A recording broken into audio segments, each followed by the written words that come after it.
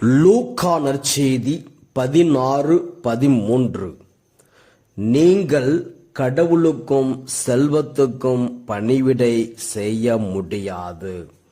இறை இயேசுவில் அன்புமிக்க சகோதர சகோதரிகளே, நாம் கடவுளையும் செல்வத்தையும் இரண்டையும் பற்றி கொண்டு இருக்க முடியாது. எதையாவது ஒன்றை நாம் விட்டுவிட வேண்டும்.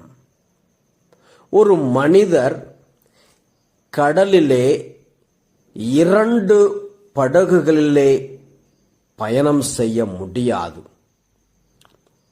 ஒரு படகிலே ஒரு கால், இன்னொரு படகிலே இன்னொரு கால் வைத்துக்கொண்டு அவ்வாறு பயணம் செய்தால் கண்டிப்பாக அந்த மனிதர் கடலிலே விழுந்து போவான். அதே போலத்தான் நாம் உலகமும் வேண்டும், கடவுளும் வேண்டும், செல்வமும் வேண்டும், கடவுளும் வேண்டும் என்றால் அது ஆபத்திலே கொண்டு போய் முடியும்.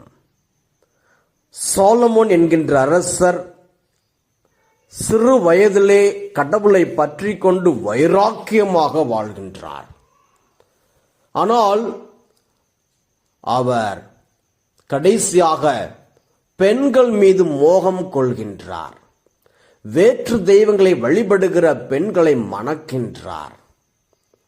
அவ்வாறு மணந்ததால் என்ன ஆகிறது? அவருடைய இருதயம் வேற்று தெய்வங்கள் மீது செல்கிறது. வேற்று தெய்வங்களுக்கு தூபம் காட்டுகின்றார். ஆலயம் கட்டி கொடுக்கிறார்.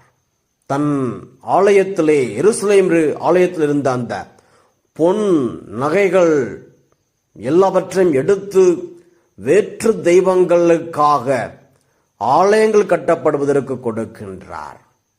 என்ன ஆனது? கடைசியிலே 1 அரசர்கள் 11:11 ஆண்டவர் சொல்லுகிறார், நான் உன்னோடு செய்த உடன்படிக்கையையும் நான் உனக்கு விதித்த நியமங்களையும் மீறி நீ இவ்வாறு நடந்து கொண்டதால் உன் அரசை உன்னிடமிருந்து பறித்து அதை உன் பணியாளனுக்கு கொடுக்க போவது உறுதி.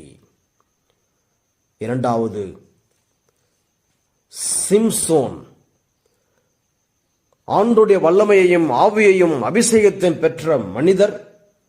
ஆனால் அவர் எங்கு செல்லுகிறார்? நீதி தலைவர்கள் 16:1.